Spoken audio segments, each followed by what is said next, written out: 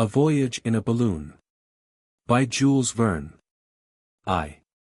In the month of September, 1850, I arrived at Frankfurt on the Main. My passage through the principal cities of Germany had been brilliantly marked by aerostatic ascensions. But, up to this day, no inhabitant of the Confederation had accompanied me, and the successful experiments at Paris of Messrs. Green, Goddard, and Poitevin had failed to induce the grave Germans to attempt aerial voyages. Meanwhile, hardly had the news of my approaching ascension circulated throughout Frankfurt, than 3 persons of note asked the favor of accompanying me. 2 days after, we were to ascend from the Place de la Comédie. I immediately occupied myself with the preparations. My balloon, of gigantic proportions, was of silk, coated with gutta percha, a substance not liable to injury from acids or gas, and of absolute impermeability. Some trifling rents were mended, the inevitable results of perilous descents. The day of our ascension was that of the Great Fair of September, which attracts all the world to Frankfurt. The apparatus for filling was composed of 6 hogsheads arranged around a large vat, hermetically sealed. The hydrogen gas, evolved by the contact of water with iron and sulfuric acid, passed from the first reservoirs to the second, and thence into the immense globe, which was thus gradually inflated. These preparations occupied all the morning, and about 11 o'clock, the balloon was 3/4 full, sufficiently so. For as we rise, the atmospheric layers diminish in density, and the gas, confined within the aerostat, acquiring more elasticity, might otherwise burst its envelope. My calculations had furnished me with the exact measurement of gas required to carry my companions and myself to a considerable height. We were to ascend at noon. It was truly a magnificent spectacle, that of the impatient crowd who thronged around the reserved enclosure, inundated the entire square and adjoining streets, and covered the neighboring houses from the basements to the slated roofs. The high winds of past days had lulled, and an overpowering heat was radiating from an unclouded sky, not a breath animated the atmosphere. In such weather, one might descend in the very spot he had left.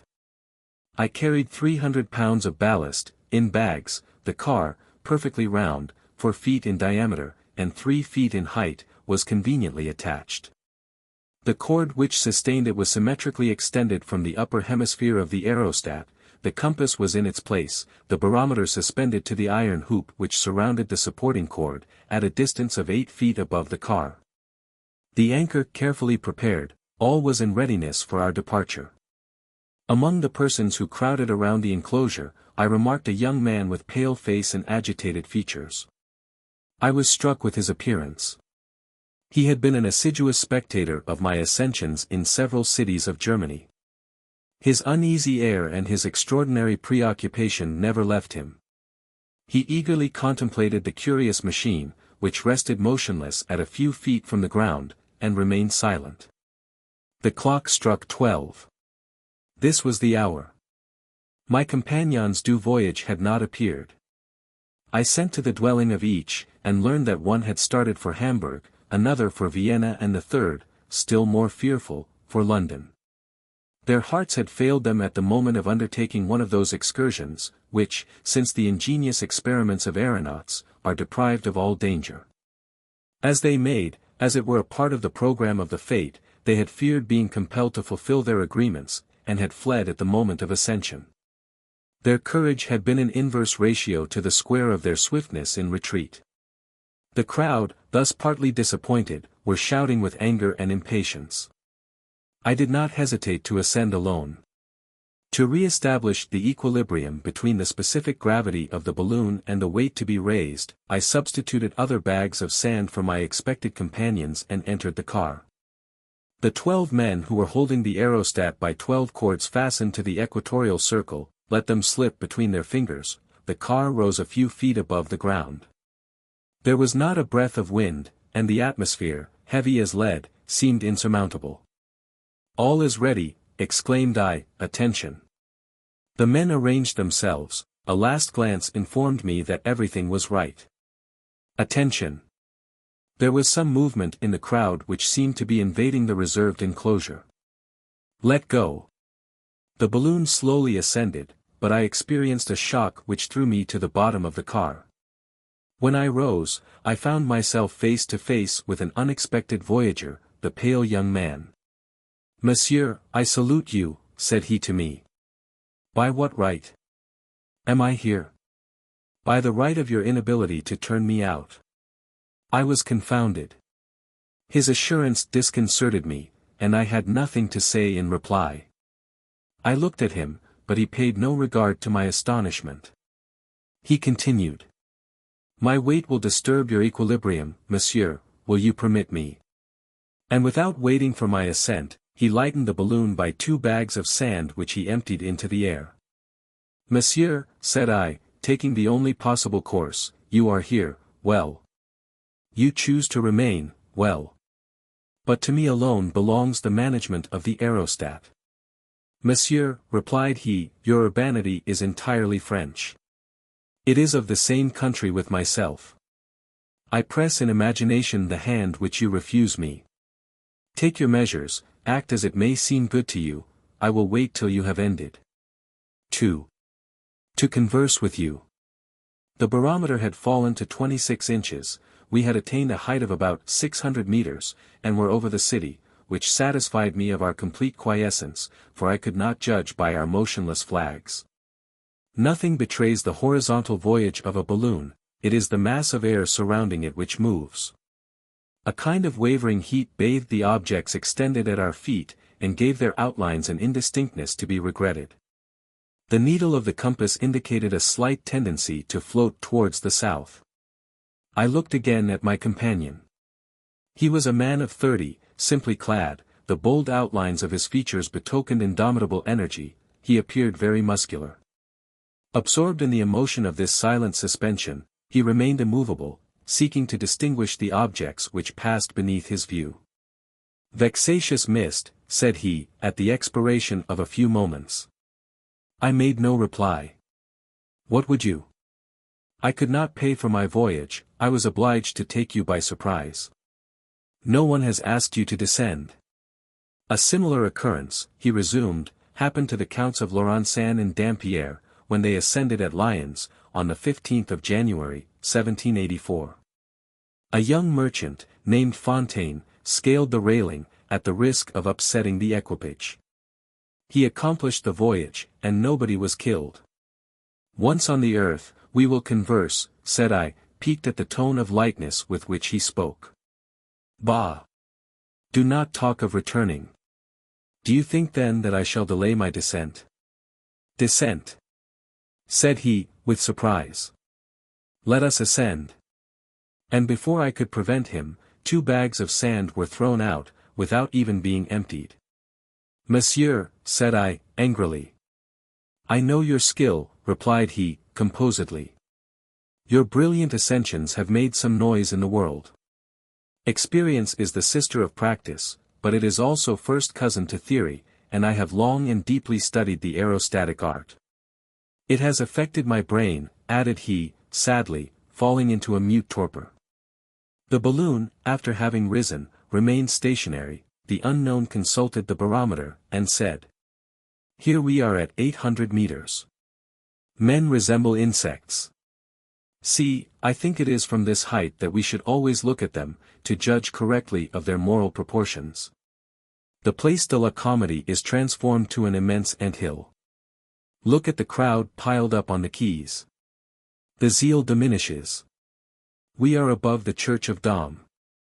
The Main is now only a white line dividing the city, and this bridge, the Main Bruck, looks like a white thread thrown between the 2 banks of the river. The atmosphere grew cooler. There is nothing I will not do for you, my host, said my companion. If you are cold, I will take off my clothes and lend them to you. Thanks. Necessity makes laws. Give me your hand, I am your countryman. You shall be instructed by my company, and my conversation shall compensate you for the annoyance I have caused you. I seated myself, without replying, at the opposite extremity of the car. The young man had drawn from his great coat a voluminous portfolio, it was a work on aerostation. I possess, said he, a most curious collection of engraving, and caricatures appertaining to our aerial mania. This precious discovery has been at once admired and ridiculed.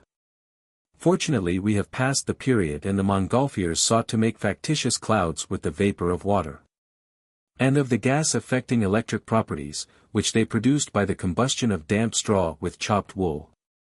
Would you detract from the merit of these inventions? Replied I. Was it not well done to have proved by experiment the possibility of rising in the air? Who denies the glory of the first aerial navigators? Immense courage was necessary to ascend by means of those fragile envelopes which contained only warm air. Besides, has not aerostatic science made great progress since the ascensions of Blanchard? Look, monsieur. He took from his collection an engraving. Here is the first aerial voyage undertaken by Pilatre de Roziers and the Marquis d'Arlens, 4 months after the discovery of balloons. Louis XVI refused his consent to this voyage. 2 condemned criminals were to have first attempted aerial traveling. Pilatre de Roziers was indignant at this injustice and, by means of artifice, succeeded in setting out. This car, which renders the management of the balloon easy, had not then been invented. A circular gallery surrounded the lower part of the aerostat. The 2 aeronauts stationed themselves at the extremities of this gallery. The damp straw with which it was filled encumbered their movements. A chafing dish was suspended beneath the orifice of the balloon. When the voyagers wished to ascend, they threw, with a long fork, straw upon this brazier, at the risk of burning the machine, and the air, growing warmer, gave to the balloon a new ascensional force. The 2 bold navigators ascended, on the 21st of November, 1783, from the gardens of La Muette, which the Dauphin had placed at their disposal. The aerostat rose majestically, passed the Isle de Cygnes, crossed the Seine at the Barrière de la Conférence, and, directing its way between the Dome of the Invalides and l'École Militaire, approached Saint-Sulpice. Then the aeronauts increased the fire, ascended, cleared the boulevard, and descended beyond the Barrière d'Offre. As it touched the ground, it collapsed, and buried Pilatre de Roziers beneath its folds. Unfortunate presage! Said I, interested in these details, which so nearly concerned me. Presage of his catastrophe, replied the unknown, with sadness. You have experienced nothing similar. Nothing. Bah! Misfortunes often arrive without presage. And he remained silent. We were advancing towards the south, the magnetic needle pointed in the direction of Frankfurt, which was flying beneath our feet. Perhaps we shall have a storm, said the young man. We will descend first. Indeed. It will be better to ascend, we shall escape more surely, and 2 bags of sand were thrown overboard. The balloon rose rapidly, and stopped at 1200 meters. The cold was now intense, and there was a slight buzzing in my ears. Nevertheless, the rays of the sun fell hotly on the globe, and, dilating the gas it contained, gave it a greater ascensional force. I was stupefied. Fear nothing, said the young man to me. We have 3,500 toises of respirable air. You need not trouble yourself about my proceedings. I would have risen, but a vigorous hand detained me on my seat. Your name? Asked I. My name. How does it concern you? I have the honor to ask your name. I am called Aerostratus or Empedocles, as you please. Are you interested in the progress of aerostatic science? He spoke with icy coldness, and I asked myself with whom I had to do. Monsieur, continued he, nothing new has been invented since the days of the philosopher Charles. For months after the discovery of aerostats, he had invented the valve, which permits the gas to escape when the balloon is too full, or when one wishes to descend, the car, which allows the machine to be easily managed. The network, which encloses the fabric of the balloon, and prevents its being too heavily pressed, the ballast, which is used in ascending and choosing the spot of descent, the coat of caoutchouc, which renders the silk impermeable. The barometer, which determines the height attained, and, finally, the hydrogen, which, 14 times lighter than air, allows of ascension to the most distant atmospheric layers, and prevents exposure to aerial combustion. On the 1st of December, 1783, 300,000 spectators thronged the Tuileries. Charles ascended, and the soldiers presented arms. He traveled 9 leagues in the air, managing his machine with a skill never since surpassed in aeronautic experiments. The king conferred on him a pension of 2,000 livres, for in those days inventions were encouraged. In a few days, the subscription list was filled, for every one was interested in the progress of science. The unknown was seized with a violent agitation. "I, monsieur, have studied, I am satisfied that the first aeronauts guided their balloons." Not to speak of Blanchard, whose assertions might be doubted, at Dijon, Guyton Morvos, by the aid of oars and a helm, imparted to his machine's perceptible motions, a decided direction. More recently, at Paris, a watchmaker, M. Julien, has made at the Hippodrome convincing experiments, for, with the aid of a particular mechanism, an aerial apparatus of oblong form was manifestly propelled against the wind. M. Petton placed 4 balloons, filled with hydrogen, in juxtaposition, and, by means of sails disposed horizontally and partially furled, hoped to obtain a disturbance of the equilibrium, which, inclining the apparatus, should compel it to an oblique path.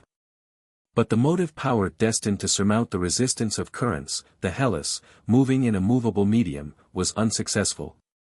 I have discovered the only method of guiding balloons, and not an academy has come to my assistance, not a city has filled my subscription lists, not a government has deigned to listen to me. It is infamous. His gesticulations were so furious that the car experienced violent oscillations. I had much difficulty in restraining him. Meanwhile, the balloon had encountered a more rapid current. We were advancing in a southerly direction, at 1,200 meters in height, almost accustomed to this new temperature. "There is Darmstadt," said my companion. "Do you perceive its magnificent chateau? The storm cloud below makes the outlines of objects waver, and it requires a practiced eye to recognize localities." "You are certain that it is Darmstadt?" "Undoubtedly, we are 6 leagues from Frankfurt." "Then we must descend." "Descend? You would not alight upon the steeples," said the unknown, mockingly. "No, but in the environs of the city." "Well, it is too warm, let us remount a little." As he spoke thus, he seized some bags of ballast. I precipitated myself upon him. But, with one hand, he overthrew me, and the lightened balloon rose to a height of 1,500 meters. "Sit down," said he, "and do not forget that Brioschi, Biot, and Gay-Lussac ascended to a height of 7,000 meters, in order to establish some new scientific laws." "We must descend," resumed I, with an attempt at gentleness. "The storm is gathering beneath our feet and around us, it would not be prudent. We will ascend above it, and shall have nothing to fear from it. What more beautiful than to reign in heaven, and look down upon the clouds which hover upon the earth? Is it not an honor to navigate these aerial waves? The greatest personages have traveled like ourselves. The Marquise and Comtesse de Montalembert, the Comtesse de Potteries, Mlo Lagarde, the Marquis of Montalembert, set out from the Faubourg Saint-Antoine for these unknown regions. The Duc de Chartres displayed much address and presence of mind in his ascension of the 15th of July, 1784, at Lyons, the Counts de Laurencin and de Dampierre, at Nantes, M. de Luynes, at Bordeaux, D'Arblet de Granges. In Italy, the Chevalier Andreani, in our days, the Duke of Brunswick, have left in the air the track of their glory. In order to equal these great personages, we must ascend into the celestial regions higher than they. To approach the infinite is to comprehend it. The rarefaction of the air considerably dilated the hydrogen, and I saw the lower part of the aerostat, designedly left empty, become by degrees inflated, rendering the opening of the valve indispensable. But my fearful companion seemed determined not to allow me to direct our movements. I resolved to pull secretly the cord attached to the valve, while he was talking with animation. I feared to guess with whom I had to do. It would have been too horrible. It was about 3/4 of an hour since we had left Frankfurt, and from the south thick clouds were arising and threatening to engulf us. Have you lost all hope of making your plans succeed?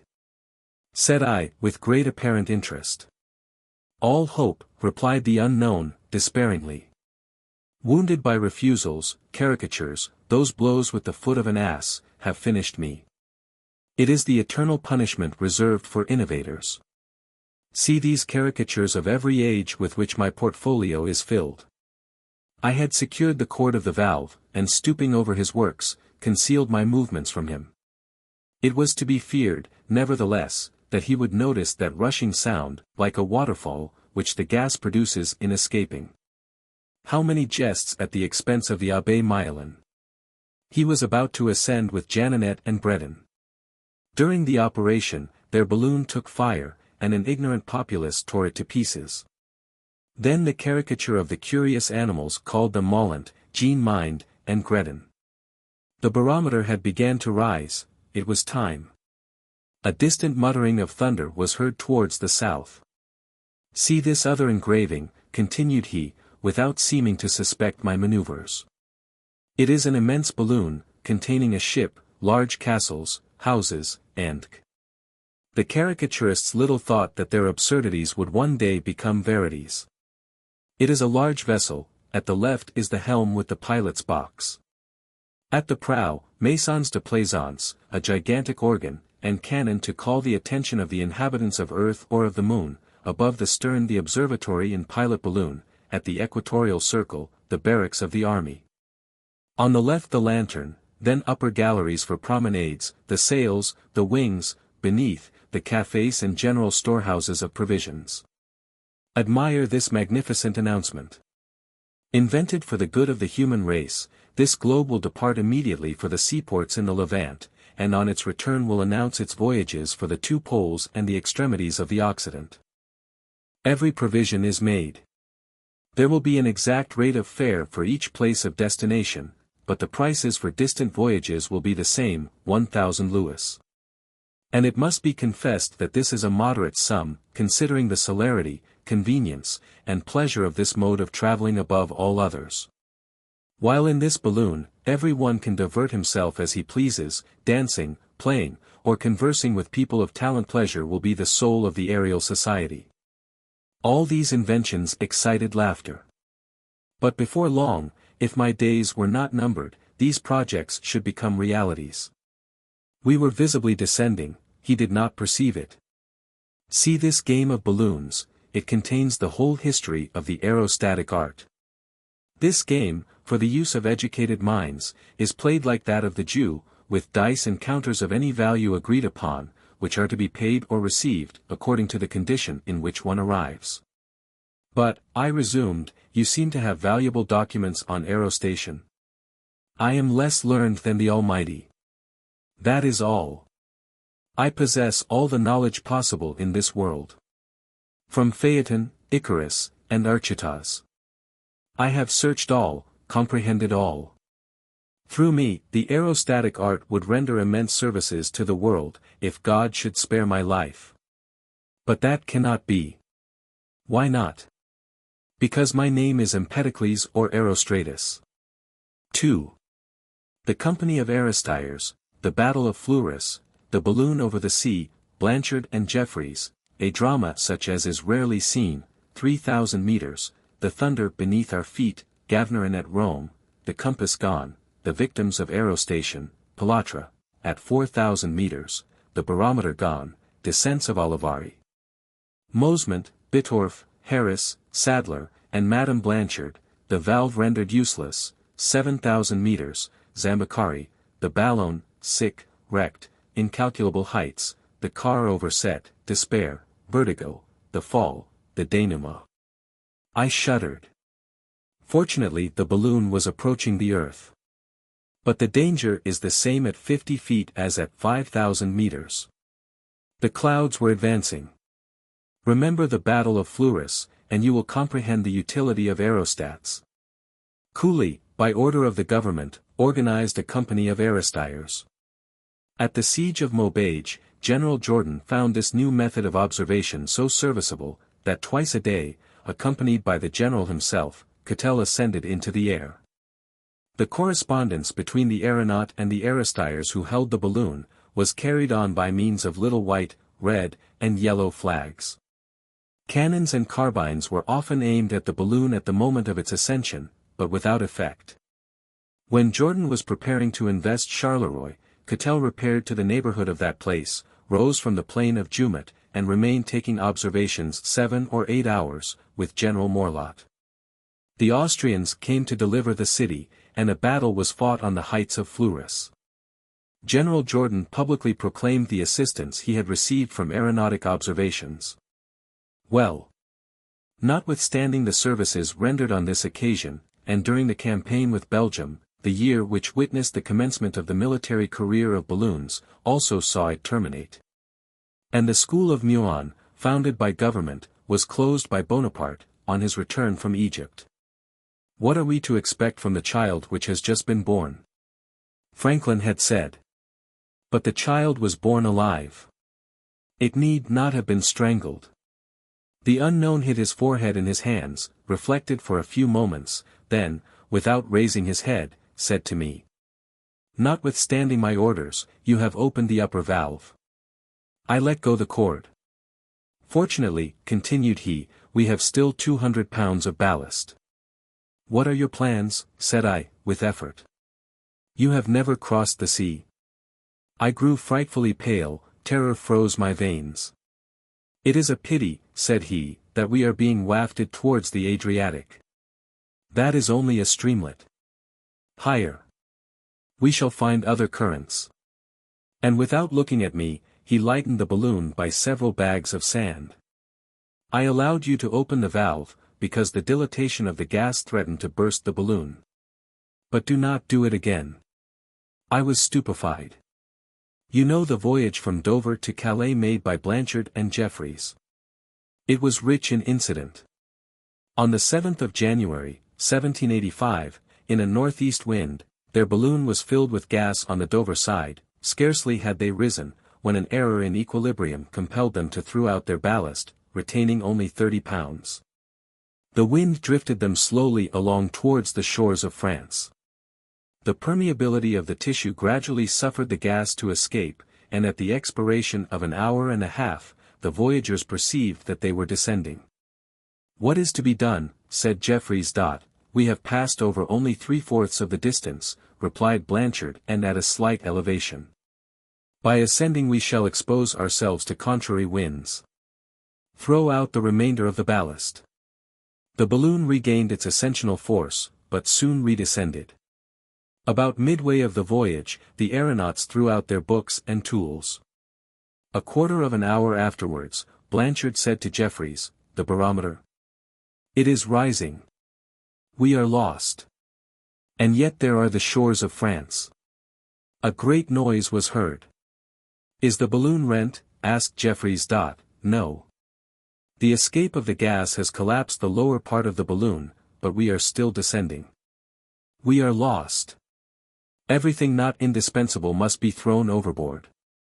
Their provisions, oars and helm were thrown out into the sea. They were now only 100 meters in height. We are remounting, said the doctor. No, it is the jerk caused by the diminution of weight. There is not a ship in sight. Not a bark on the horizon.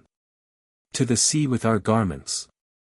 And the unfortunate men stripped, but the balloon continued to descend. Blanchard, said Jeffreys, you were to have made this voyage alone, you consented to take me, I will sacrifice myself to you. I will throw myself into the water, and the balloon, relieved, will reascend. No, no, it is frightful.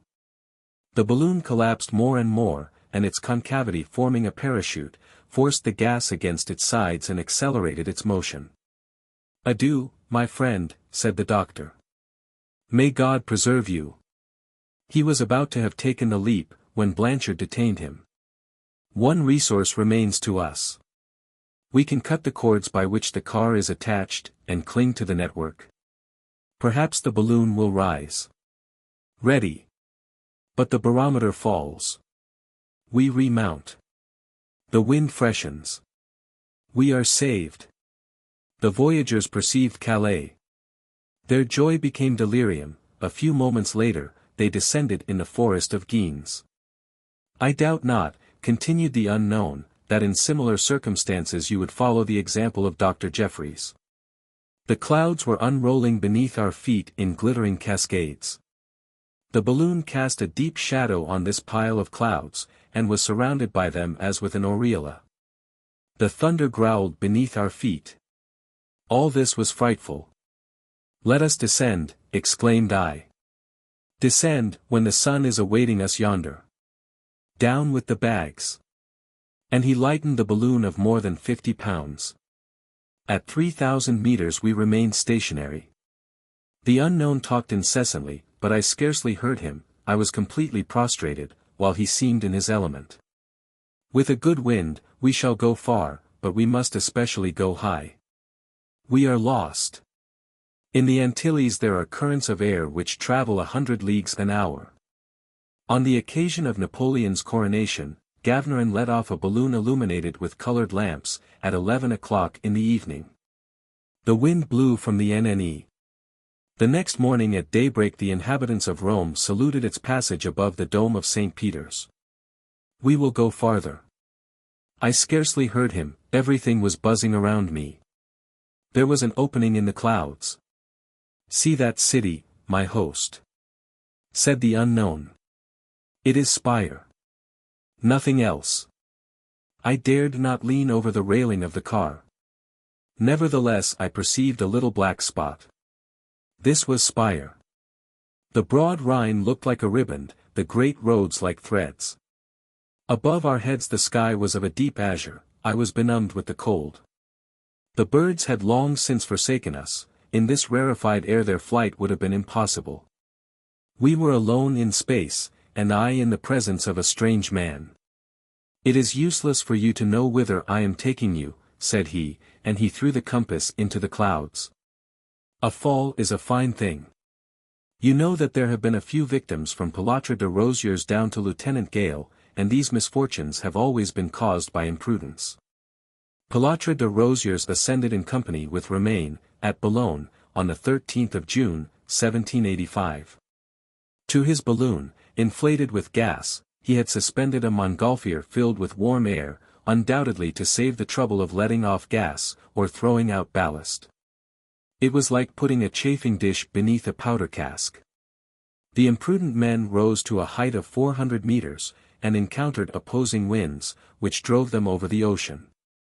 In order to descend, Pilatre attempted to open the valve of the aerostat. But the cord of this valve caught in the balloon, and tore it so that it was emptied in an instant. It fell on the montgolfier, overturned it, and the imprudent men were dashed to pieces in a few seconds. "It is frightful, is it not?" said the unknown, shaking me from my torpor.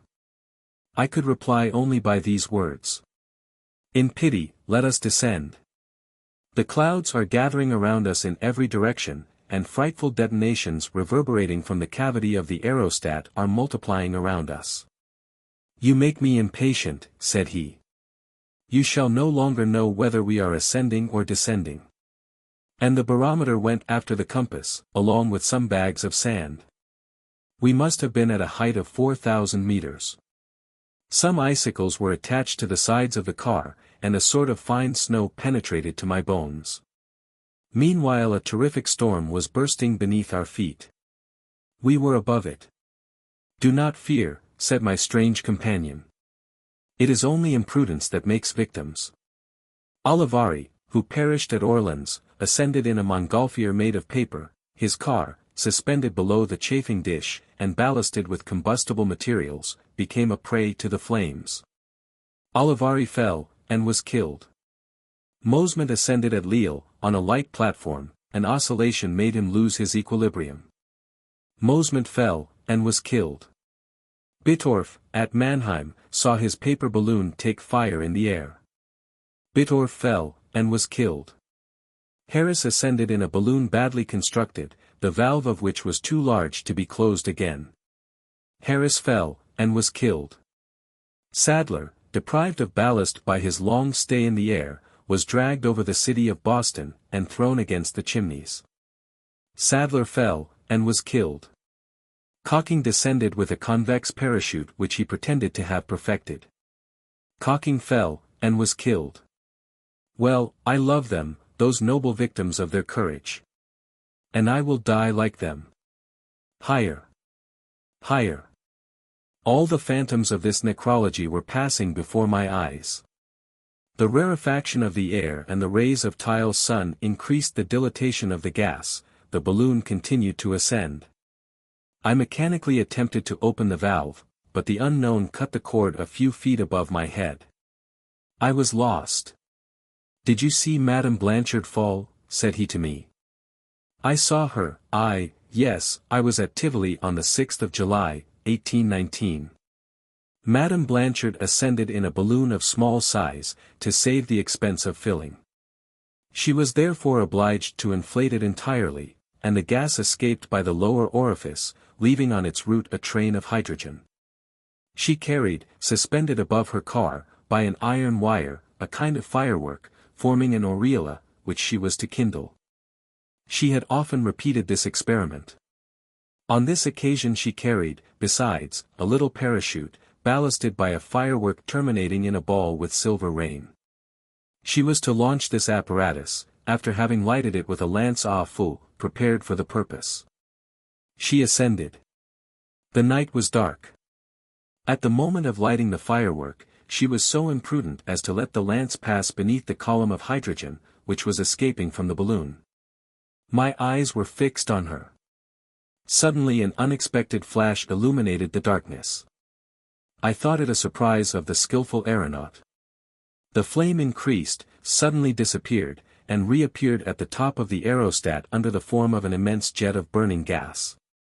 This sinister light projected over the boulevard, and over the Quarter Montmartre. Then I saw the unfortunate woman rise, twice attempt to compress the orifice of the balloon, to extinguish the fire, then seat herself in the car and seek to direct its descent, for she did not fall. The combustion of the gas lasted several minutes. The balloon, diminishing by degrees, continued to descend, but this was not a fall. The wind blew from the northeast, and drove her over Paris. There were, at that time, in the neighborhood of the house number 16 Rue de Provence, immense gardens. The aeronaut might have fallen there without danger. But unhappily the balloon and the car alighted on the roof of the house. The shock was slight. "Help!" cried the unfortunate woman. I arrived in the street at that moment. The car slid along the roof, and encountered an iron hook.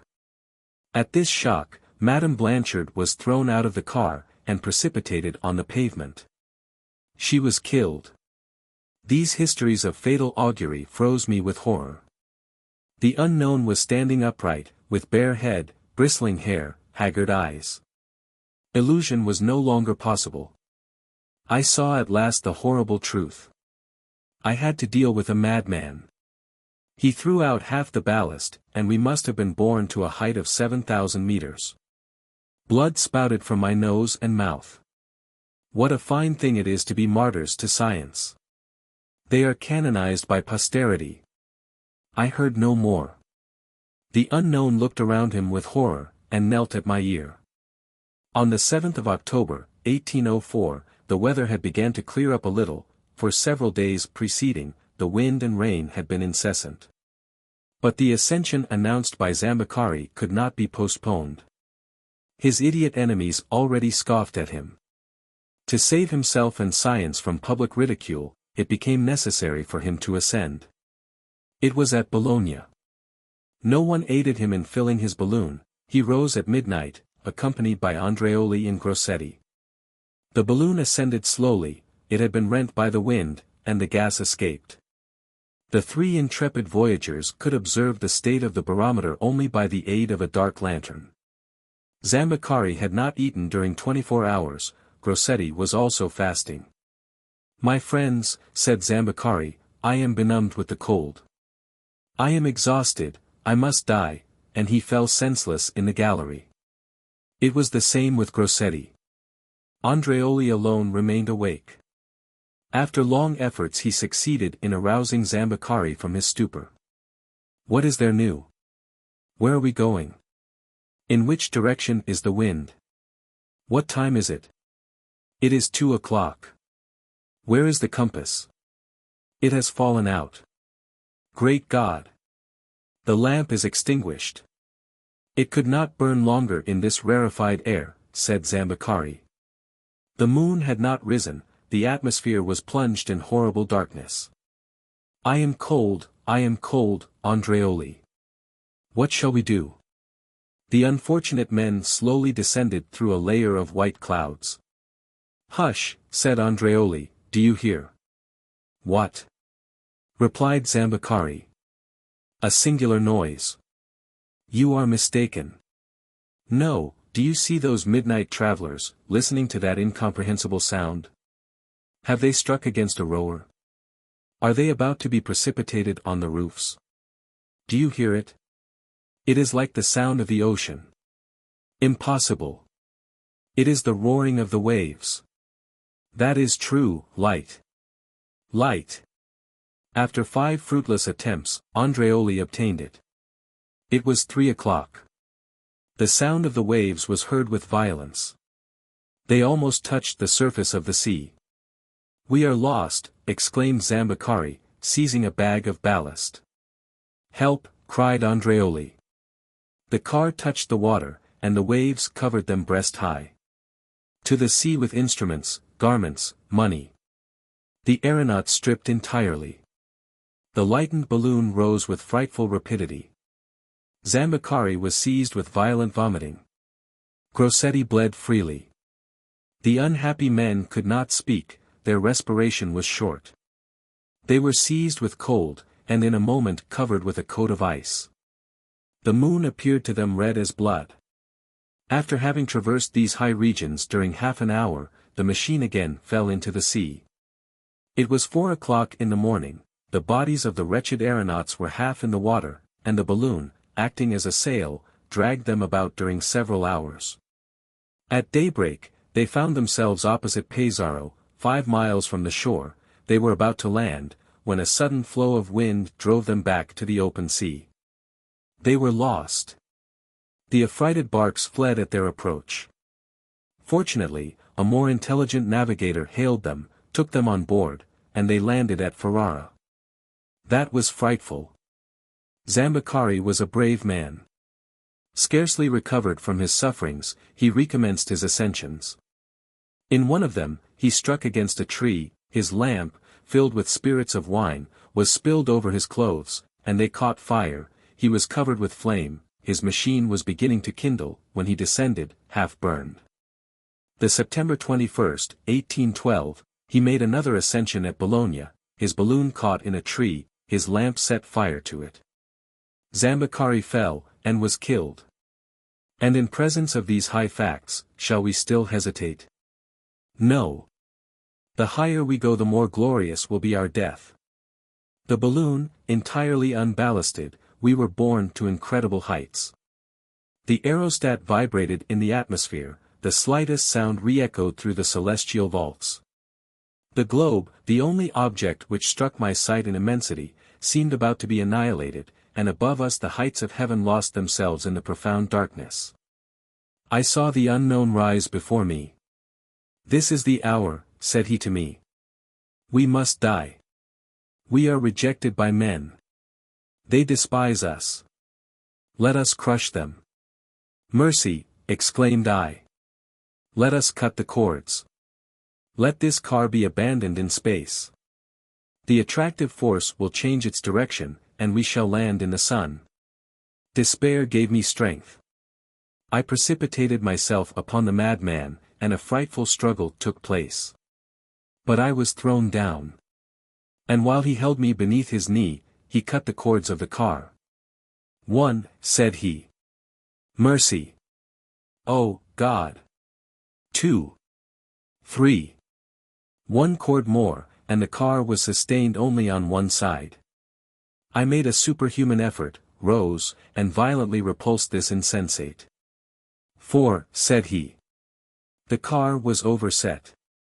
I instinctively clung to the cords which held it, and climbed up the outside. The unknown had disappeared in space. In a twinkling the balloon ascended to an immeasurable height. A horrible crash was heard. The dilated gas had burst its envelope. I closed my eyes.